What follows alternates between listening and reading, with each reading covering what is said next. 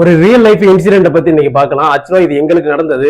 So நான் உங்களுக்கு explain பண்றேன். இந்த வீடியோவை கடைசி வரைக்கும் பாருங்க. கண்டிப்பா ஒரு சின்ன லேர்னிங் உங்களுக்கு இருக்கும், ஒரு இம்பார்ட்டன்டான லேர்னிங் உங்களுக்கு இருக்கும். ஸோ இந்த வீடியோவை கடைசி வரைக்கும் பாருங்க. ஆக்சுவலா ஒரு 2 monthsக்கு முன்னாடி எனக்கு ஒரு கால் வந்தது. அந்த மாதிரி என்னுடைய எல்வி பேனல்ல பாத்தீங்க அப்படின்னா மெயின் ஏசிபி பாத்தீங்கன்னா அடிக்கடி ட்ரிப் ஆகிட்டே இருக்குது அப்படின்னு. ஸோ இது வந்துட்டு ஒரு இண்டஸ்ட்ரியல் எல்வி சிஸ்டம். அந்த ஃபேக்டரி பாத்தீங்க அப்படின்னா அது ஒரு அட்வான்ஸ்டு மிஷினரிஸ் இருக்கிற கிரஷர் பிளான்ட். அது ஒரு பெரிய பிளான்ட். ரெண்டு சைடுமே பாத்தீங்க அப்படின்னா SMTP panels, load, so NCC panel அந்த மாதிரி கனெக்ட் ஆயிருக்கும். அதுக்கு சப்ளை எல்லாமே பாத்தீங்கன்னா இந்த எல்வி பேனல் தான் வருது. இந்த எல்வி பேனலோட ஏசிபி ட்ரிப் ஆகிட்டே இருக்குது அப்படிங்கிறது தான் கம்ப்ளைண்ட். நாங்க போய் செக் பண்ணோம். அதுக்கப்புறம் இதுல மேஜரா என்ன நடந்தது அப்படின்னா, அங்க உள்ள அந்த ஃபேக்டரியில ஆல்ரெடி இன்ஜினியர்ஸ் எல்லாம் இருக்கிறாங்க, மெயின்டெனன்ஸ் டீம் இருக்குது, சர்வீஸ் டீம் இருக்குது, எல்லாமே இருக்கிறாங்க. அவங்க எல்லாமே ட்ரேஸ் அவுட் பண்ணி பார்த்தாங்க. அவங்க ட்ரேஸ் அவுட் பண்ணது எல்லாமே பாத்தீங்கன்னா இந்த ஏரியால மட்டும்தான். ஸோ எஸ்எம்டிபில இருந்து மிஷினரி, ஏன்னா அது ஒரு எஸ்எம்டிபில இருந்து பாத்தீங்கன்னா நிறைய மல்டிபிள் பிரான்சஸ் போகும், சர்க்கியூட்ஸ், ஒரு என்சிசிபி போகும், டிபி பேனல் போகும். ஸோ அங்க இருந்து லோடுக்கு போறதுனால அவங்க இங்கதான் ஏதோ லீக்கேஜ் இருக்குது, அதனாலதான் மெயின் பிரேக்கர் ட்ரிப் ஆகுது அப்படிங்கிற மாதிரி அவங்களுக்கு ஒரு அசம்ஷன்.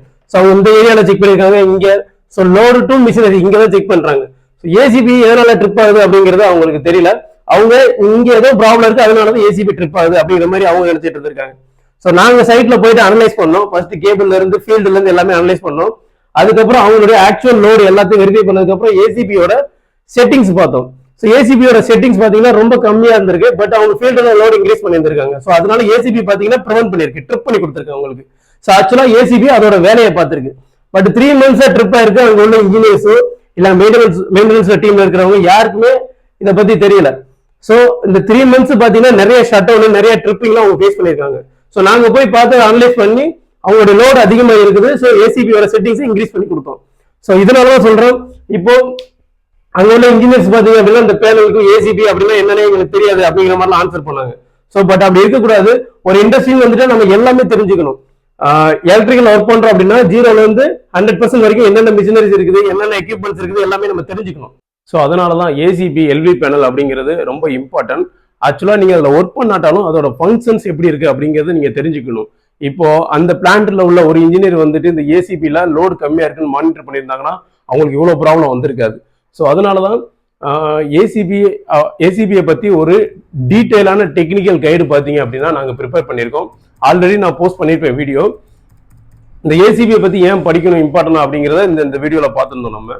ஸோ அந்த டெக்னிக்கல் கைட்ல நீங்க என்னென்ன லேர்ன் பண்ண போறீங்க, ஒரு ஏசிபி எப்படி ஃபங்க்ஷன் ஆகுது, ஏசிபினா என்ன, ஏசிபியோட இன்டர்னல் பார்ட்ஸ் எப்படி ஒர்க் ஆகுது, அதோட ஆர்க் ஷூட்ஸ்லாம் எப்படி ஒர்க் ஆகுது, எப்படி அதை மெயின்டெனன்ஸ் பண்ணணும், அதோட ப்ரொடக்ஷன் செட்டிங்ஸ், அதாவது ஓவர் நோட்ல எப்படி ப்ரொடக்ஷன் பண்ணணும், ஷார்ட் சர்க்யூட்ல எப்படி ப்ரொடக்ஷன் பண்ணணும், இந்த மாதிரி ப்ரொடக்ஷன் செட்டிங்ஸை பத்தி கொஞ்சம் பேசியிருக்கோம்.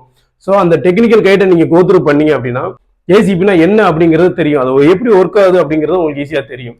அது போக 25 ஸ்லைட்ஸ் ப்ரிப்பேர் பண்ணிருக்கோம். 25 ஸ்லைட்ஸுமே இண்டிவிஜுவல் ஆடியோ இருக்குது. ஒவ்வொரு ஸ்லைடுக்குமே ஒவ்வொரு ஆடியோ இருக்குது. ஒவ்வொரு ஆடியோ பாத்தீங்க அப்படின்னா தமிழ் எக்ஸ்பிளனேஷன் கொடுத்துருப்போம்.